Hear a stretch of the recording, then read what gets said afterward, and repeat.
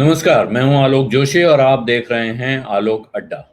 और आलोक अड्डा में आज हम बात करेंगे इकोनॉमी की। एक बार फिर इकोनॉमी पे हम कई बार बात कर चुके हैं, माइंड योर बिजनेस में मैं बात करता रहता हूं, लेकिन आज ज़रूरत लग रही है क्योंकि केयर रेटिंग, इंडिया की एक मशहूर केयर क्रेडिट रेटिंग एजेंसी है। उसने ये आंकड़ा दिया है, उसने ये अनुमान बताया है कि पहली तिमाही में, चालू साल की पहली तिमाही में, यानी अप्रैल मई जून के महीने का जो आंकड़ा सामने आएगा, उसमें जीडीपी 20% गिर सकती है। यानी भारत की इकोनॉमी में 20% की सिकुड़न कमी आ सकती है। ये चिंताजनक आंकड़ा है। हालांकि कमी आएगी, इसमें कोई किसी को शक नहीं था। बड़ी कमी आएगी, ये आशंका भी थी। लेकिन केयर रेटिंग का कहना है कि अब जो आंकड़ा इस महीने के अंत में आएगा, 31 अगस्त को तारीख है, जब भारत सरकार की तरफ से, यानी भारत के स्टैटिस्टिकल ऑफिस की तरफ से रेटिंग का आंकड़ा सामने आएगा, तो केयर का कहना है कि -20% आपको ये आंकड़ा देखने को मिल सकता है। और इसी के साथ इनका कहना है कि ये जो तमाम तरह की अनिश्चितताएं माहौल में थीं, और ख़ास तौर पे आप पिछली तिमाही की बात इसलिए भी ध्यान से ये सोचिए क्योंकि उसका बड़ा हिस्सा लॉकडाउन में गया है। उससे पहले के क्वार्टर के आंकड़े आए हैं, उन आंकड़ों को लेकर भी बहुत सारे सवाल उठे हैं, लेकिन वो आंकड़ा, वो क्वार्टर, वो तिमाही पूरी की पूरी लॉकडाउन में नहीं थी। अप्रैल से जून के बीच का समय है जिसका बड़ा हिस्सा लॉकडाउन में गया है, यानी भारत में कहीं कुछ नहीं हो रहा था। ऐसे में 20% का सिकुड़ना क्या चिंता का विषय माना जाएगा या नहीं माना जाएगा, ये सवाल है। लेकिन इस जगह हालांकि बहुत सारी चीज़ें चल रही थी कि बैंकिंग चल रही थी, एनबीएफसी चल रहा था, बाद में ट्रक ट्रांसपोर्ट भी चलने लगे। इसके बावजूद ये माना जा रहा है कि 20% की गिरावट है। और एक जीवीए बोलते हैं, ग्रॉस वैल्यू एडेड, यानी कि इस समय के दौरान कुल वैल्यू कितनी ऐड हुई है। ग्रॉस वैल्यू ऐड इससे समझिए कि मान लीजिए आपके पास 10 लाख रुपए थे और आपने इस बीच में 1 लाख रुपया और कमा लिया, तो आपका जीवीए 11 लाख रुपए हो गया। या आपने जो सामान बनाया उसकी कीमत, वैल्यू ऐड होता है सामान्य तौर पे, जैसे कोई कच्चे माल से सामान बनाता है तो वो कच्चे माल की कीमत, अपनी मेहनत की कीमत, अपने पैसे पर इंटरेस्ट की कीमत जोड़ लेता है, और इसके बाद जो उसको भाव मिलता है बाजार से, वो वैल्यू ऐड है। यानी जो मार्जिन जोड़कर, जो मुनाफा जोड़कर पैसा बनता है, उस मुनाफे को वैल्यू ऐड कहा जाता है। तो ये वैल्यू एडिशन हर क्वार्टर में, हर साल में इकोनॉमी में कितना होता रहता है, अब जीवीए के टर्म्स में ही इकोनॉमी को एसेस किया जाता है। और पहले क्वार्टर का, यानी अप्रैल से जून 2021 का, 2020 का, ये FY21 कहलाता है। पहले भी मैं कह चुका हूँ, फिर बता देता हूँ। वित्त वर्ष 2021 इसलिए कहलाता है क्योंकि ये वित्त वर्ष 2021 में जाके खत्म होगा मार्च के महीने में।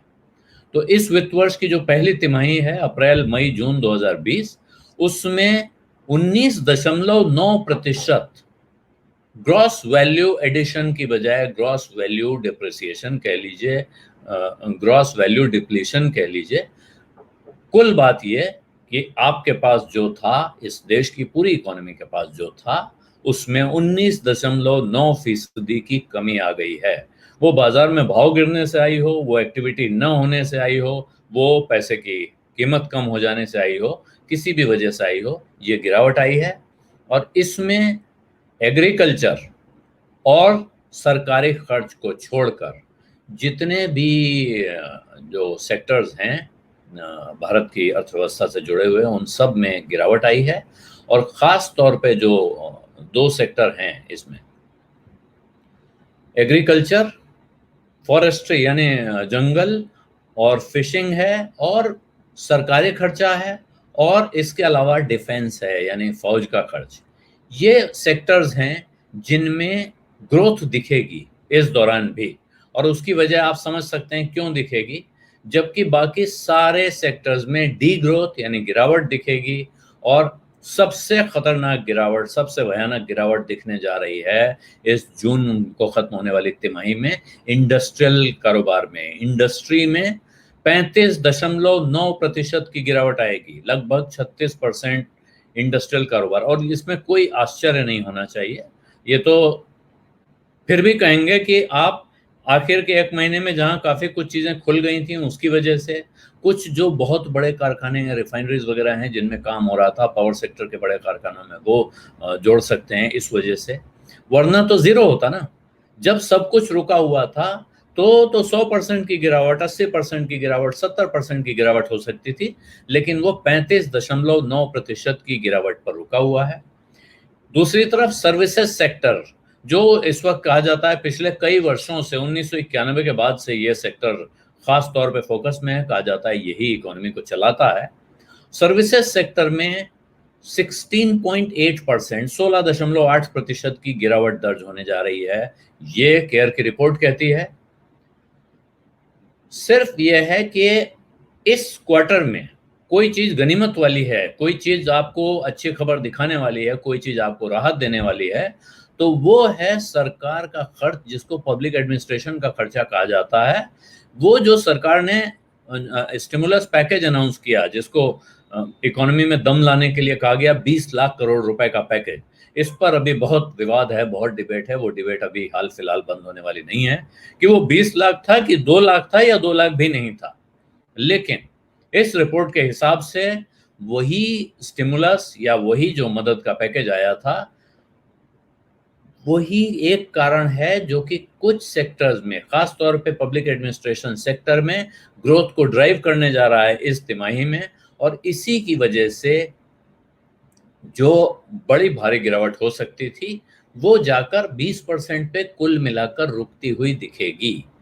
जहां तक डिमांड का सवाल है, तो डिमांड के हाल बहुत खराब हैं। डिमांड इस रिपोर्ट के हिसाब से अभी भी डिमांड नहीं है, इन्वेस्टमेंट नहीं है, यानी कंपनियां या व्यापारी, बिजनेसमैन या प्राइवेट लोग पैसा किसी काम में नहीं लगा रहे हैं।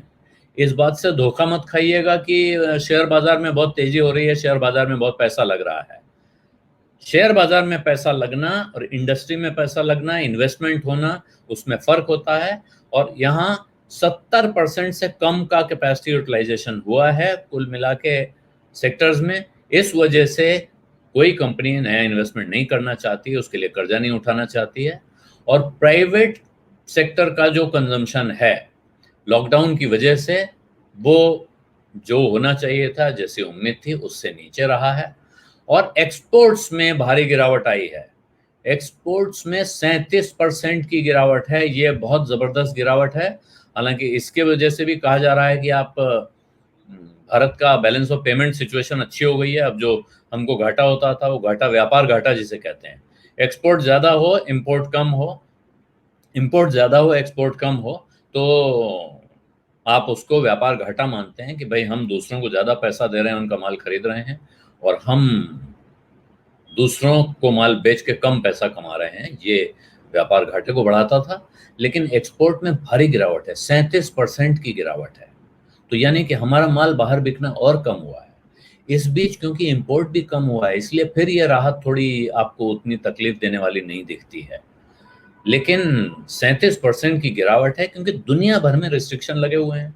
इससे कितना कब उभरेंगे ये कहानी और है। लेकिन इसी के साथ जो बड़ी खतरनाक खबर सरकार के लिए, सरकारी खजाने के लिए है, वो है कि इसी तिमाही में जो जीएसटी का कलेक्शन है, वो 41% गिरा है, 41% नीचे रहा है पिछले साल। ये सब जब मैं परसेंटेज आपको बता रहा हूँ, ये ध्यान रखिए, इसको अंग्रेजी में वाई ऑन वाई कहते हैं, साल दर साल। साल दर साल का अर्थ पूरे साल का नहीं है।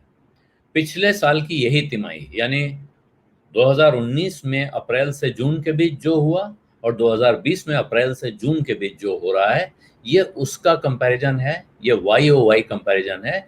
इसे इसलिए किया जाता है क्योंकि आपको मालूम है अलग अलग मौसम में अलग अलग तरह के काम होते हैं, अलग अलग तरह की डिमांड्स होती हैं, इसलिए ये कंपैरिजन दो तरह के होते हैं अलग अलग इंडस्ट्रीज में। लेकिन इकोनॉमिस्ट बड़े पैमाने पे जब पूरे देश को देखते हैं तो वो ये वाई ओ वाई कंपैरिजन, यानी इस साल के इन 3 महीनों को पिछले साल की इसी अवधि से कंपेयर किया जाता है, उसकी तुलना की जाती है। कुछ मामलों में क्यू ऑन क्यू होता है, यानी पिछले 3 महीने जनवरी फरवरी मार्च में कैसा रहा और अप्रैल मई जून में कैसा रहा, ये तुलना भी की जाती है। लेकिन यहाँ वो तुलना नहीं है। वो तुलना होने पे हालत और ख़राब दिखेगी, क्योंकि साल के आखिरी 3 महीने आमतौर पे ज़्यादा एक्टिविटी वाले महीने होते हैं, उनमें भारी एक्शन होता है, और वहाँ के आंकड़ों के साथ इसको अगर कंपेयर किया जाएगा तो और मुश्किल हो सकती है। लेकिन ये पूरे साल का जो आंकड़ा आपको दिख रहा है सामने, ये चिंता जगाने के लिए काफ़ी है। इससे और कितनी चिंताएं पैदा हो सकती हैं, ये सोचने का वक्त है। और अभी 31 अगस्त का इंतजार करना है, जब सेंट्रल स्टैटिस्टिकल ऑफिस की तरफ से औपचारिक तौर पर इस बात का ऐलान होगा कि जीडीपी का आंकड़ा क्या है। अब सवाल ये भी है कि क्या सीएसओ उसका ऐलान करता है, या सीएसओ इस बार कह देता है कि इस अप्रत्याशित परिस्थिति में, अभूतपूर्व परिस्थिति में जो आंकड़े आ रहे हैं उनका पीछे से तुलना करना ठीक नहीं है, इसलिए हम इस आंकड़े को इस अंदाज में पेश नहीं कर रहे हैं। उम्मीद है कि उन्हें करना चाहिए और उन्हें साथ में बताना चाहिए कि कितनी जल्दी वो हालात सुधरने की उम्मीद करते हैं। आज मैं यही इजाजत चाहता हूं। एक बार फिर मैं आपसे आग्रह करूंगा, अगर अभी तक आपने मेरा यूट्यूब चैनल वन आलोक जोशी सब्सक्राइब नहीं किया है तो उसको सब्सक्राइब कर दें, साथ में घंटी भी बजा दें, ताकि आपको खबर मिल सके कब मैंने नया वीडियो बनाया या कब मैं लाइव आया। धन्यवाद, नमस्कार।